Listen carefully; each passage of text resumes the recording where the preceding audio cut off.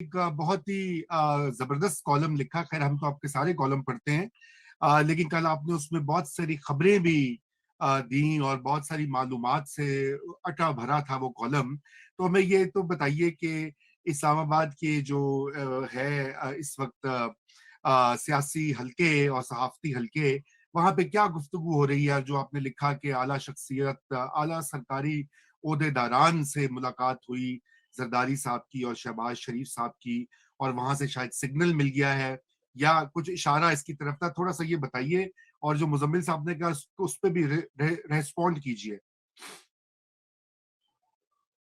जरा। आपको अनम्यूट करना पड़ेगा जी। ओहो जी। हाँ जी। हाँ जी जी जी जी। रज़ा भाई, बहुत शुक्रिया आपका। मैंने मुज़म्मिल भाई की बात बड़ी तफ़सील से सुनी है, बड़े गौर से सुनी है और बड़े बड़े वैलिड पॉइंट हैं उनके। जो ज़रदारी साहब की मुलाकात का और शहबाज साहब की मुलाकात का ज़िक्र कर रहे हैं, वो दिसंबर के जनवरी में हुई है और उसमें उनको ये कहा गया था कि न्यूट्रल हैं हम। तो न्यूट्रल होने का मतलब ये नहीं है कि वो अपोज़िशन के साथ हैं। वो they are neutral under the command of the government. तो ये समझने की बात है। एनी हाउ, उसी कॉन्फिडेंस के तहत जो जो ऑपोजिशन है उसने एक्टिविटी का आगाज किया है। पहले ऑपोजिशन की आर्म ट्विस्टिंग होती थी कि आप एक्टिविटी ना करें और ये ना करें। वो इस दफा उस तरह से एक्टिविटी जो है वो आर्म ट्विस्टिंग उस तरह से नहीं हुई, क्योंकि एक जरा न्यूट्रल का तासुर भी आपको देना है। तो ये हुआ। दूसरी बात ये है कि जो एक्टिविटी है, शायद मुझे तो लगता है शायद कल ही किसी टाइम फाइल ना हो जाए नो कॉन्फिडेंस, क्योंकि 48 घंटों के हिसाब से तो 24 घंटे गुजर गए, तो कल जुम्मा है। तो कल दिन 12 बजे तक शायद कोई काम ना हो जाए।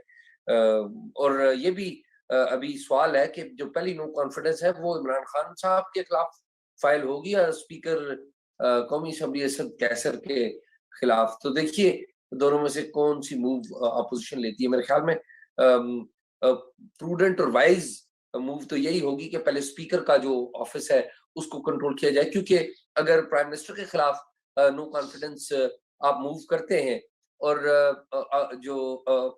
जिस दिन नो कॉन्फिडेंस की प्रोसीडिंग होती है उस दिन अपोजिशन अगर ये कहती है कि देखें जी हुकूमत के तो बंदे नहीं आए, एब्सटेन नहीं किया, ये तो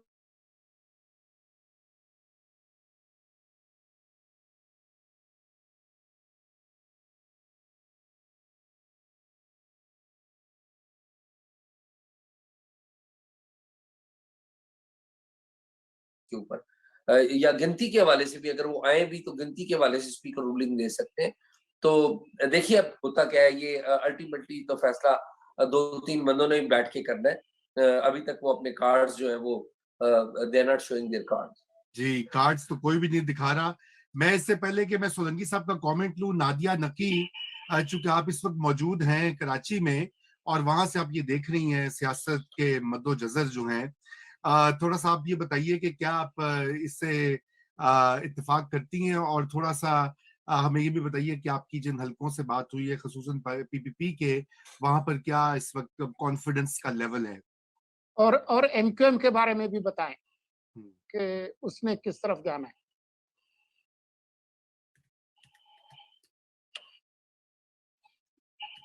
आप अपने आप को अनम्यूट कर लीजिए। जी।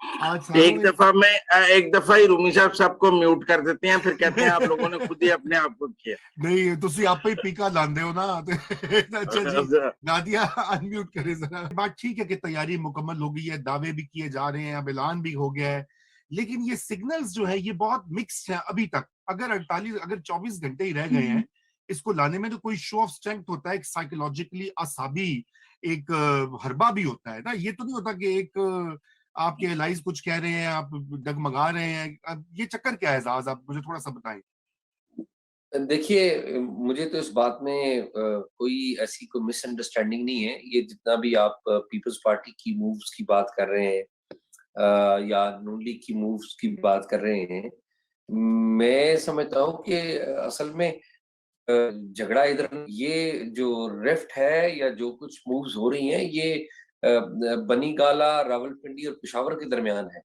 ये उसकी प्रोडक्ट है, बल्कि सब प्रोडक्ट्स हैं। ये कुछ हो ये हम कहीं और देख रहे हैं, वो कहीं और कुछ रहा है।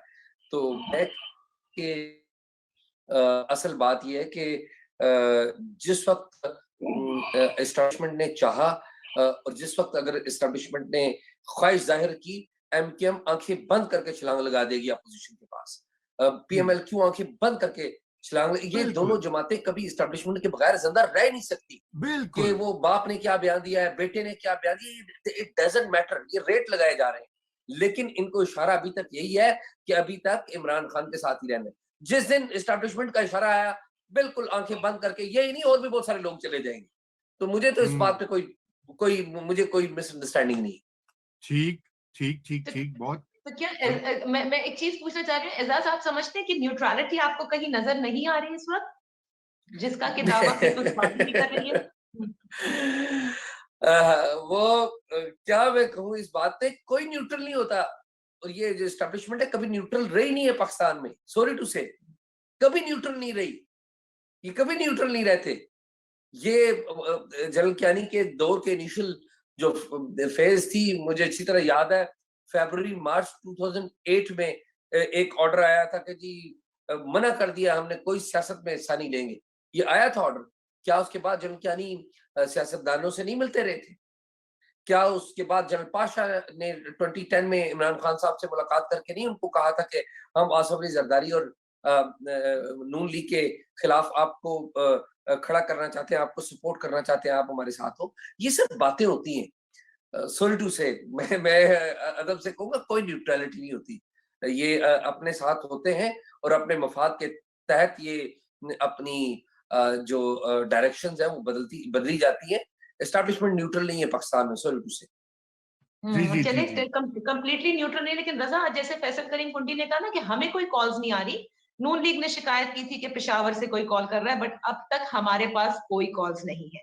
और मैं ये समझती हूँ, ठीक है, there is no complete neutrality, because ऐसा कभी पाकिस्तान की सियासी तारीख में नहीं हुआ। लेकिन खान साहब की घबराहट आपको नजर नहीं आ रही?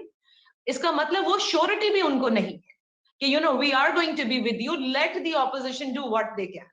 वो श्योरिटी भी नहीं है ना इस वक्त। और दूसरा, अगर आज आप सोशल मीडिया पर देखें तो दिफाई तज्जियाकार जो इमरान खान साहब के बहुत हामी हैं, आज उन्होंने एक नई चीज बयान करना शुरू की है कि international establishment and US and UK, उनके हाथों ये पॉलिटिशियंस इस मुल्क को डिस्टेबलाइज करना चाहते हैं, तभी they are going to dislodge Imran Khan.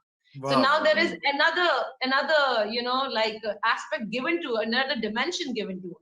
वाह वाह तो वाह, कुछ क्या तो कहीं है ना, गेम में कहीं ना कहीं तेजी भी है, और कहीं ना कहीं कभी लगता है कि बहुत कुछ होगा और कभी लगता है शायद कुछ ना हो। ये तो वही बात है रजा के, जिस दिन ये लॉन्च होगा उसी दिन सब कुछ आएगा। लेकिन ऑपोजिशन इतना मुतहर्रिक होना, इतनी मुलाकातें और वजीर आजम का इतना मुतहर्रिक होना जो है, वो काफी चीजों की नवीद देता है।